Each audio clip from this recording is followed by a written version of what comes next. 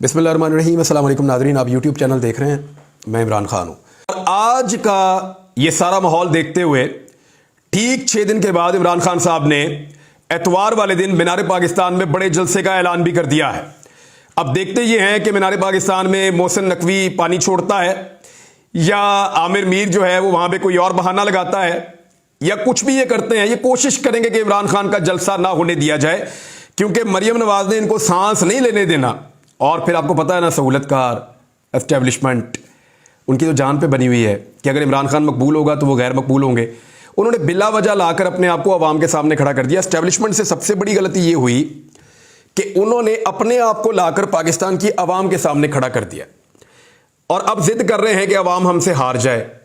ये भी पाकिस्तानी अवाम है, आप इनके बीच में से हैं, ये आपके बीच में से नहीं है, ये आपसे हारने वाले नहीं हैं। एक तो पाकिस्तान तहरीक इंसाफ की रैली है, अपने इख्तिताम की तरफ जारी है, बल्कि बिल्कुल ख़त्म होने वाली है। अभी जब मैं ये वीलॉग रिकॉर्ड कर रहा हूँ, हज़रत अली अजमेरी रहमतुल्लाह अलैह के मज़ार तक पहुँच गई है और कई घंटे लगे इस रैली को वहाँ पहुँचने में। और रास्ता तो इतना लंबा नहीं है, लेकिन लोगों की तादाद खासी ज़्यादा थी, बहुत ज़्यादा थी। लेकिन इससे पहले जो सबसे बड़ी ख़बर है, जिसको छुपाने के लिए बड़ा बंदोबस्त किया गया, बड़ी कोशिशें की गई, वो सबसे बड़ी ख़बर है तोशा खाना की। तोशा खाना के अंदर से जिन लोगों के मुंह से झाग निकलती थी, वो लोग जो छलांगे मारते थे, वो लोग जिनको देख के टेलीविज़न पे ऐसा लगता था कि इनको हार्ट अटैक आ जाएगा, ये पाकिस्तान के तोशा खाना से सामान निकलने की वजह से या इमरान खान ने जो घड़ी वड़ी ली उसकी वजह से ये इतने दिल बर्दाश्त हैं कि कहीं खुदकुशी करके अपनी नासी ना काट लें ब्लेड से। ऐसा लगता था। ख़ास तौर पे कुछ सहाफ़ी जो है, उनके तो चेहरे बिगड़ जाते थे, बड़ी तकलीफ़ उनके सीनों में हमें महसूस होती थी। अब उनके अपने नाम आ गए हैं, किसी ने 2 घड़ियाँ ली हैं, किसी ने 3 घड़ियाँ ली हैं, कोई चीज़ ले गया, कोई डेकोरेशन पीस ले गया, कोई कीमती सामान ले गया, कोई कालीन ले गया, कोई कुछ ले गया, कोई कुछ ले गया। ख्वाजा आसिफ साहब, जिन्होंने सबसे ज़्यादा रोला डाला हुआ था इमरान खान के ख़िलाफ़, घड़ी चोर, ख्वाजा आसिफ साहब की रिकॉर्ड घड़ियाँ हैं। ख्वाजा साहब 7 से 8 घड़ियाँ लेकर निकल लिए, हीरों वाली अंगूठी भी लेकर निकल लिए। साथ ही साथ ख्वाजा साहब जो हैं वो टेबल लैम्प, टेबल का सामान, डेकोरेशन पीसेस, और वो क्या होता है उसका, वो शतरंज, और साथ में कुछ शहद, जैतून, और उसके साथ कॉफ़ी के बीज, और पता नहीं क्या कुछ है। धड़ाधड़ सामान लेकर ख्वाजा साहब निकल लिए। कालीन शालीन भी ले गए, और कीमती कालीन ये ओने पोने लेकर चले गए। मरियम नवाज का पाइनएप्पल का डब्बा बड़ा मशहूर हो रहा है, लेकिन आज अदालत में खड़े होकर अजहर सिद्दीक जो इसके लॉयर हैं केस के, उन्होंने एक बात की जो बहुत इंपॉर्टेंट है। अब अगला मरहला शुरू होगा। ये जो रिकॉर्ड जारी किया गया है, इसको बड़ी स्मार्टली मैनेज किया गया है। रिकॉर्ड इस तरीके से टेम्पर्ड किया गया है मुबैना तौर पे। मैं मुबैना तौर पे इसलिए कह रहा हूँ कि वो लॉयर जो इस पूरे खेल के पीछे हैं, जिन्होंने अदालत से ये हुक्मनामा जारी करवाया, बल्कि अब बहुत सारे जो है ना, वो हुकूमत के टट्टू ये कह रहे थे कि हुकूमत ने बहुत बड़ा काम कर दिया तोशा खाना का रिकॉर्ड पब्लिक करके। और भाई, हुकूमत तो बेशर्मो बड़े लंबे अरसे से कोशिश कर रही है कि रिकॉर्ड पब्लिक ही ना हो, ये रिकॉर्ड निकले ही ना। हुकूमत ने तो बहुत कोशिश की है। वो तो अजहर सिद्दीक साहब का, उससे पहले अबू ज़र सलमान नियाज़ी का, अरशद शरीफ का, और दीगर बहुत सारे लोग जो इसके अंदर काम कर रहे थे, हम सब भी इस पर आवाज़ उठा रहे थे। लेकिन स्पेशली लाहौर हाई कोर्ट का क्रेडिट है, जिन्होंने ये जोर देते हुए कानून के मुताबिक मजबूर किया इस हुकूमत को कि ये पब्लिक करे। लेकिन जो डाटा पब्लिक हुआ है ना, इसको अब ज़रा टेक्निकली आप पढ़ें तो आपको ऐसा पता चलता है कि बड़े तरीके से बंदे बचाने की कोशिश की गई है, बड़े तरीके से। और मुबैना तौर पे जैसा कि वकील ने कहा कि ये टेम्पर्ड रिकॉर्ड है, यानी 2002 से लेकर 2023 तक का जो रिकॉर्ड जमा करवाया गया है, वो रिकॉर्ड टेम्पर्ड है, ये दुरुस्त रिकॉर्ड नहीं है। इसके अंदर से बहुत सारी चीज़ें गायब हैं। अब कानून जो है पाकिस्तान का, वो गाड़ी लेने से मना करता है। नवाज शरीफ ने गाड़ी ली, वो तो फंस गए। अब सवाल ही पैदा नहीं होता कि नवाज शरीफ साहब के ऊपर ये केस ना बने। आसिफ अली जरदारी ने बुलेट प्रूफ गाड़ियां निकलवाई, फंस गए अब। और यूसुफ रज़ा गिलानी वज़ीर आज़म पाकिस्तान से जब निकली है, वो भी फंस गए। अब ये सारे फंस गए हैं, ये इसमें से निकलेंगे कैसे? 2008 में इन सब ने गाड़ियां ली हैं। नवाज शरीफ उस वक्त काउंसलर भी नहीं थे, और वो ले कैसे सकते हैं गाड़ी? उनके पास इख्तियार क्या था, ओहदा क्या था? कुछ भी नहीं था। लिहाजा ये सारे बुरी तरह फंस गए हैं। लेकिन कुछ लोगों को बचाने की बड़ी स्मार्टली कोशिश की गई है। अब 2 मरहले हैं जिसके ऊपर ये वकला की टीम जाएगी। नंबर 1, जो रिकॉर्ड मौसूल हुआ है اس کے بارے میں انویسٹیگیٹ کیا جائے گا کہ کیا یہ ریکارڈ وہی ہے یا ٹیمپرڈ ہے یا اس کے اندر سے چیزیں غائب کی گئی ہیں۔ نمبر 2، جو اس سے پہلے والا ریکارڈ ہے وہ کدھر ہے؟ انہوں نے کہا یہ ریکارڈ موجود ہے یا نہیں ہے یا خراب حالت میں ہے یا یہ ہو گیا یا وہ ہو گیا۔ بھئی وہ جس حالت میں بھی ہے وہ سارا ریکارڈ پبلک کرنا آپ کی رسپانسبلٹی ہے۔ یعنی لنڈن فلیٹس، ان کے کاغذات تو آپ کے پاس پورے ہیں ہمیشہ سے، اپنے گھروں کی پراپرٹیز اور رجسٹریاں اور فیکٹریوں کے کاغذات تو آپ کے پورے ہیں ہمیشہ سے۔ یعنی جو کچھ آپ نے اپنی محنت سے اپنی زندگی میں یا جیسے بھی بنایا اپنی زندگی میں، اس سارے کے ریکارڈ آپ کے پاس موجود ہیں، لیکن جو کچھ بھی آپ نے توشہ خانہ سے نکالا اس کا ریکارڈ آپ کے پاس نہیں ہے۔ یہ ہو نہیں سکتا۔ ہمارے درد دل رکھنے والے صحافیوں کا ریکارڈ اگر نکلا ہے تو پھر پچھلا 10 سال کا کم سے کم ریکارڈ اور نکلنا چاہیے۔ 1988 سے لے کر 1998 تک اسپیشلی سارا ریکارڈ نکلنا چاہیے۔ اس کی ایک وجہ ہے کیونکہ توشہ خانہ کے اندر جو سب سے بڑی ڈکیتیاں پڑی ہیں نا اور بےایمانیاں ہوئی ہیں وہ اس دور میں ہوئی ہیں۔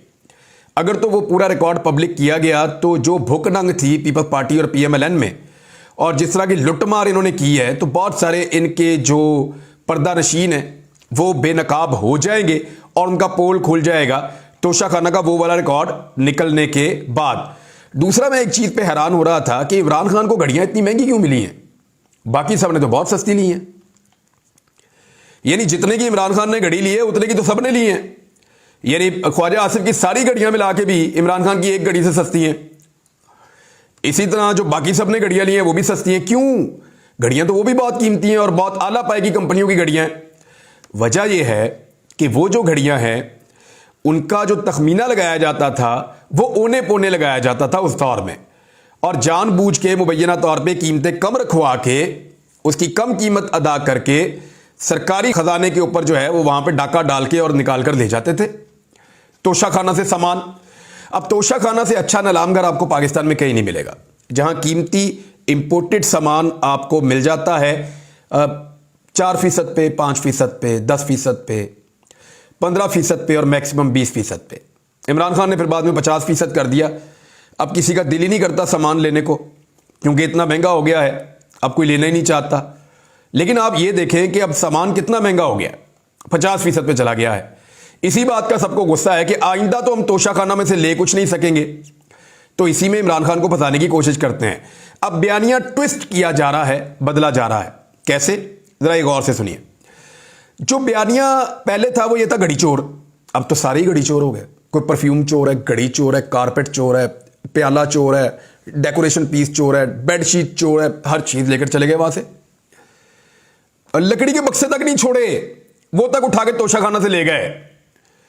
تو یہ جو پہلے عمران خان پہ الزام لگاتے تھے گھڑی چور، اب یہ جائیں گے گھڑی فروش کے نئے بیانیہ کے اوپر۔ یہ کہیں گے گھڑی بیچی کیوں؟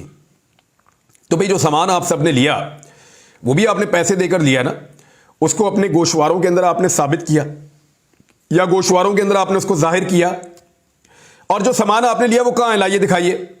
کبھی بھی نہیں دکھا سکیں گے کیونکہ نارملی یہ سامان جب لیتے ہیں تو یہ یا تو گفٹ کر دیتے ہیں یا اپنی کولیکشن کے اندر یہ لوگ رکھ لیتے ہیں اور قیمتی سامان کو اپنے پاس رکھتے ہیں۔ 6 لاکھ میں مہران گاڑی نہیں ملتی، نواز شریف نے مرسڈیز لے لی ہے، اندازہ کریں آپ۔ اور 6 لاکھ کے اندر اس وقت جب یہ لی تھی نواز شریف نے 2008 میں 6 لاکھ کے اندر مہران گاڑی نہیں ملتی تھی، اور نواز شریف نے 2008 میں 6 لاکھ کے اندر مرسڈیز گاڑی لے لی تھی، بہت قیمتی والی۔ اندازہ کریں آپ ان کا فراڈ یہ اس ملک کے ساتھ جو انہوں نے کیا ہے، اور پھر ان کے اوپر کیس بھی نہیں بنتا۔ یعنی آج عمران خان صاحب کے 2 کیسز کے اندر وارنٹ گرفتاری جاری ہے، ذرا دونوں کیسز پہ آپ غور کریں۔ ایک توشہ خانہ کہ فوجداری کارروائی کرنی ہے، عمران خان صاحب پیش نہیں ہو پا رہے اور وہ سیکورٹی کی وجہ سے وہاں نہیں جا پا رہے، ان کو پتا ہے کہ وہاں پہ ان کی جان کو خطرہ ہے۔ تو ریلی کے اندر بھی عمران خان صاحب نے بڑا محتاط طریقے سے وہ اپنی گاڑی کے اندر ہی موجود رہے ہیں، اور یہاں پہ انہوں نے خود سیکورٹی کا بندوبست کیا ہے، پولیس نے ان کو یہاں پہ بھی سیکورٹی فراہم نہیں کی۔ تو بات یہ ہے کہ توشہ خانہ کے معاملے میں جو فوجداری کارروائی ہے اس میں اب تو پورا ملک ہی توشہ خانہ کے اندر ننگا ہو گیا، لیکن عمران خان کے وارنٹ گرفتاری جو ہے ناقابل ضمانت جاری کر دیے گئے ہیں۔ یہ 29 مارچ کو پولیس نے کہا، جی پولیس کو کہا گیا کہ لے کر آؤ عمران خان کو۔ دوسری خبر یہ ہے کہ جو سیشن کورٹ کے جج کا نام لے کر عمران خان صاحب نے جملہ بولا تھا تو اس کو دھمکی قرار دیا گیا تھا، جس پہ عمران خان صاحب عدالت میں گئے، جج صاحبہ موجود نہیں تھی۔ عمران خان صاحب نے وہاں پہ جا کر کہا کہ جج صاحبہ آئیں تو ان کو ضرور بتایا جائے کہ میں آیا تھا اور ان کی دل آزاری ہوئی میرے جملوں سے تو میں معذرت کرنے آیا تھا. یہ عمران خان صاحب کو نظام نے مجبور کیا اور انہوں نے جا کر یہ بھی کر دیا. اب جج کا نام لینے کے اوپر معزز جج صاحبہ ہیں اور لوئر جوڈیشری کی ہیں, ان کا نام لینے پر عمران خان صاحب کے اوپر توہین عدالت کی کارروائیاں چل رہی ہیں اور ان کے اوپر مقدمات چل رہے ہیں اور ان کو کہا جا رہا ہے کہ پیش کرو, عدالت میں لے کر آؤ. دوسری طرف مریم نواز نے سپریم کورٹ آف پاکستان کے 2 معزز جج صاحبان کی تصویریں دکھا کر, نام لے کر گھٹیا پروپیگنڈے ان کے خلاف کیے ہیں, لیکن کوئی بھی عدالت توہین عدالت کی کارروائی سننے کو ابھی تک تیار نہیں ہے. یہ فرق ہے جو عمران خان کے ساتھ ہو رہا ہے اور جو ان کے مخالفین کے ساتھ ہو رہا ہے. ساری دنیا جانتی ہے کہ یہ 2 نمبری ہو رہی ہے اور جتنا لوگوں کو اس 2 نمبری کا پتہ چلتا ہے اتنا زیادہ لوگ ریئیکٹ کرتے ہیں, اور وہی ری ایکشن ہے جو آج کی ریلی کے اندر نظر آ رہا تھا. یعنی ایسے مناظر دیکھے گئے کہ خواتین فٹ پاتھ کے اوپر بیٹھ کے کلام پاک کا جو ہے وہ تلاوت کر رہی تھی کہ اللہ تعالیٰ عمران خان کو سلامتی سے لے جائے اور سلامتی سے لے آئے. ہم نے ایسا پہلے نہیں دیکھا. لوگ پیدل عمران خان صاحب کی گاڑی کے ساتھ آج دوپہر سے چل رہے ہیں, ہم نے ایسا پہلے کبھی نہیں دیکھا. نواز شریف صاحب اس شہر میں سیاست کر کے بوڑھے ہو گئے. پوری زندگی نواز شریف نے اس شہر کے اندر گلا دی اپنی کہ کسی دن مجھے بھی ایسی عزت نصیب ہو اس شہر کے اندر. صرف ایک لانگ مارچ نواز شریف صاحب نے کیا, وہ بھی 2009 کے اندر جو ان کا لانگ مارچ تھا, اور وہ وکلا کا ایکچولی لانگ مارچ تھا, وکلا کی تحریک تھی. نواز شریف نے اس کو ہائی جیک کرنے کی کوشش کی اور وہاں پہ بھی جو ہے وہ ایک ایوریج قسم کا نواز شریف صاحب کراؤڈ اکٹھا کر سکے. حالانکہ بہت بڑا کاز تھا, پورا پاکستان اس کے ساتھ کھڑا تھا اور ایک ڈکٹیٹر کے خلاف پاکستان کا ریئیکشن تھا, لیکن نواز شریف صاحب تب بھی وہ نہیں کر پائے جو ان کی خواہش ہے. نواز شریف بار بار پاکستان سے باہر گئے اور بار بار پاکستان واپس آ کر انقلابی لیڈر یا خمینی بننے کی کوشش کی. بے نظیر بھٹو صاحبہ کو تو اس شہر میں ریسیپشن مل گیا, لیکن نواز شریف صاحب کو کبھی ریسیپشن نصیب نہیں ہوا. جب نواز شریف صاحب 2008 میں پاکستان واپس آئے, جلا وطنی کارڈ کے 7 کے اینڈ پہ اور 8 میں, تو اس وقت حمزہ شہباز نواز شریف کی گاڑی چلا رہے تھے. میں اس قافلے کی کوریج کر رہا تھا اور میں نے دیکھا تھا انہی سڑکوں سے گزرتے ہوئے نواز شریف صاحب بڑے آرام سے چلے گئے تھے اور لوگوں کی مخصوص تعداد ان کے ساتھ موجود تھی اور پورے پنجاب سے قافلے بلائے گئے تھے. لگ بھگ 1 مہینے تک پوری تیاریاں کی گئی تھیں, سب کو یہاں پہ بلایا گیا تھا. بڑی کوششیں کرنے کے باوجود بھی جلوس غائب ہو گیا. اور میاں صاحب کی گاڑی تک جب دل کرتا تھا ہم پیدل چلے جاتے تھے, جب دل کرتا تھا میاں صاحب کو ایسے دیکھ کے پیدل واپس آ جاتے تھے, جب دل کرتا تھا ان کی بلٹ پروف گاڑی کے پاس جا کے ان کی فلم بنا کے ہم پیچھے آ جاتے تھے. رش ہی نہیں تھا. یہ مجھے اچھی طرح یاد ہے, نواز شریف صاحب 10 سالہ جلا وطنی کاٹ کے واپس آ رہے تھے, تب بھی لوگوں نے میاں صاحب کو گھاس نہیں ڈالی. اندازہ کریں آپ. اور جب میاں نواز شریف صاحب اور مریم نواز دوبارہ آئے, جس کو وہ کہتے ہیں بیٹی کا ہاتھ پکڑ کے گرفتار ہونے آ گیا, وہ پوری پارٹی میاں صاحب کی منتیں کر رہی تھی کہ میاں صاحب 2018 کے الیکشن میں بیڑا غرق ہو گیا پوری پارٹی کا, آ کے گرفتاری دیو. اگر آپ ابھی سے پاکستان سے باہر بھاگے رہیں گے لوگوں نے ووٹ بھی نہیں ڈالنے ہمیں. تو میاں نواز شریف صاحب جب واپس آئے پاکستان تو شہباز شریف صاحب, میں نے اس دن صحافی بہت سارے بیٹھے ہوئے تھے, لائیو ٹرانسمیشن چل رہی تھی, تو میں نے وہاں پہ ان کو یہ کلیم کیا تھا جاوید چودھری صاحب کو بھی کہ میں صحافت چھوڑ دوں گا اگر شہباز شریف صاحب کینٹ میں داخل ہو گئے تو. انہوں نے کہا آپ اتنے یقین سے کیسے کہہ سکتے ہیں؟ میں نے کہا مجھے شہباز شریف پہ پورا یقین ہے, یہ کبھی نہیں جائیں گے کینٹ میں. اور شہباز شریف صاحب جو ہیں انہوں نے گورنر ہاؤس بھی کراس نہیں کیا, یہ میں نے کلیم کیا تھا. سارے جو صحافی سپورٹر تھے پی ایم ایل این کے وہ بڑے بدمزہ ہوئے تھے اس دن, اور نواز شریف صاحب کو پھر جیل جانا پڑ گیا.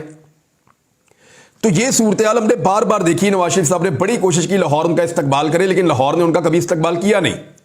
مجھے کیوں نکالا یہ کہہ کے نواز شریف صاحب جب لاہور آئے تو تب بھی لوگ ہم نے دیکھا کہ داتا دربار کے باہر ان کو کرنا پڑ گیا, اس لیے کہ وہاں پہ پہلے ہجوم ہوتا ہے. تھوڑے لوگ وہاں سے اکٹھے کر لیے, تھوڑے وہاں سے اکٹھے کر لیے. 5-5 ہزار کے نوٹ لوگوں کو دے کر, یہ باقاعدہ ثبوت موجود ہے, 5-5 ہزار کے نوٹ لوگوں کو دے کر بلایا جا رہا تھا, پھر بھی لوگ نہیں آ رہے تھے.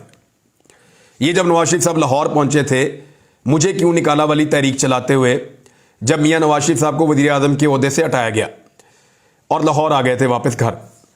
پھر اس کے بعد میاں نواز شریف صاحب جب جیل گرفتاری دینے کے لیے گئے تو تب بھی ریلی تھی, لیکن مناسب تعداد میں لوگ تھے, کارکن گئے, میاں صاحب کو جیل چھوڑ کے واپس اپنے گھروں میں چلے گئے. آج عمران خان صاحب نے 24 گھنٹے میں وہ کر کے دکھایا ہے جو نواز شریف صاحب کئی مہینوں کی تیاریوں کے باوجود لاہور میں نہیں کر پاتے ہیں. یہ تکلیف تو میاں نواز شریف صاحب کے ساتھ رہے گی. اور ان کی بیٹی نے کچھ تصاویر جو ہیں وہ شیئر کرنے کی کوشش کی ہے. اب لازمی ہے ان کو کوئی نہ کوئی ایسا ویژول ڈھونڈنا تھا, تو انہوں نے ریلی کا ایک کونا ڈھونڈ کے تھوڑا سا اوپر کیمرہ کر کے تو دکھایا کہ یہاں کم لوگ ہیں, تو اگر ایسا ہی ہے تو پھر فوری طور پہ پاکستان میں انتخابات کروائے جائیں اور دودھ کا دودھ اور پانی کا پانی ہو جائے. لاہور جو پی ایم ایل این کا ایک گڑھ ہوا کرتا تھا، ہم سب اس بات کو تسلیم کرتے تھے کہ P M L N Lahore میں بہت تگڑی ہے، اب وہ بات نہیں رہی۔ پی ایم ایل این جو ہے وہ لاہور میں 4 دیواری کے اندر قید ہو گئی ہے۔ مریم نواز نے آج بھی ایک چھوٹے سے ہال کے اندر طلباء کو بلایا تھا، لگ بھگ میرے خیال میں 100-125 طلباء ہوں گے، اور نوجوانوں کو اکٹھا کر کے وہاں پہ ان کے ساتھ سیلفیاں بنائی، ان کے ساتھ بات چیت کی، وہاں پہ خطاب کیا، اور پاکستان کے تمام ٹی وی چینلز کو مجبور کیا گیا کہ اس کو دکھایا جائے، اور صرف چند 100 لوگوں نے اس کو ٹیلی ویژن پہ دیکھا۔ تو مقبولیت کا عالم تو یہاں تک پہنچ گیا ہے جو انہوں نے پاکستان کی عوام کی درگت بنائی ہے غربت کے ہاتھوں، اور یہ چاہتے ہیں کہ اکانومی کے اوپر کوئی پروگرام نہ ہو، یہ چاہتے ہیں کہ مہنگائی کے اوپر کوئی پروگرام نہ ہو، یہ چاہتے ہیں کہ غربت کے اوپر کوئی پروگرام نہ ہو، یہ چاہتے ہیں کہ گورننس کے اوپر کوئی پروگرام نہ ہو، روزانہ پروگرام ہونے چاہیے ارریلیونٹ چیزوں کے اوپر۔ یعنی آج عمران خان گرفتار ہوگا، آج نہیں ہوگا، آج اس میں ضمانت ہو گئی، آج اس میں کینسل ہو گئی۔ تو یہ توجہ ڈائیورٹ کرنے کی کوشش کر رہے ہیں پاکستان کی میڈیا کی اور پاکستان کی عوام کی۔ میڈیا تو ویسے بھی ان کا ساتھ دے رہا ہے، لیکن پولیس سر پکڑ کے بیٹھی ہے کہ عمران خان کو گرفتار کرنا کیسے ہے، کیونکہ جن مقدمات میں عمران خان کو گرفتار کرنا ہے وہ کوئی اس نوعیت کو تو ہے نہیں کہ بہت بڑے کوئی ایسے مقدمات ہے کہ پاکستان چلے گا نہیں اگر عمران خان کو گرفتار نہ کیا۔ اور اگر ایسے بھونڈے مقدمات میں گرفتاری کے دوران لوگوں کو نقصان پہنچ گیا یا لوگوں نے ری ایکٹ کیا اور اس کے نتیجے میں لوگوں کی جانیں چلی گئیں تو پولیس بہت بری طرح پھنس جائے گی۔ پولیس کے افسران پہلے ہی کہہ چکے ہیں کہ ہمیں غلط کام کرنے کے لیے نہ کہا جائے۔ کچھ لوگ پہلے ہی بگڑ گئے ہیں، باقی پر توڑ رہے ہیں، اور اسٹیبلشمنٹ کو پہلی مرتبہ ایسے لوگوں کا سامنا کرنا پڑ رہا ہے جن کی وجہ سے ان کے منصوبے بار بار ناکام ہو رہے ہیں۔ لیکن ایک بات میں آپ کو بتاؤں، اسٹیبلشمنٹ ہار مارنے کو تیار نہیں ہے، کیونکہ ان کے بھی مفادات بہت بڑے بڑے ہیں، لیکن عوامی مفاد کے سامنے، پاکستان کے مفاد کے سامنے سب کے مفاد جو ہیں وہ قربان۔ اب تک کے لیے اتنے ہی، اپنا خیال رکھیے گا، اپنے اس چینل کا بھی۔ اللہ حافظ۔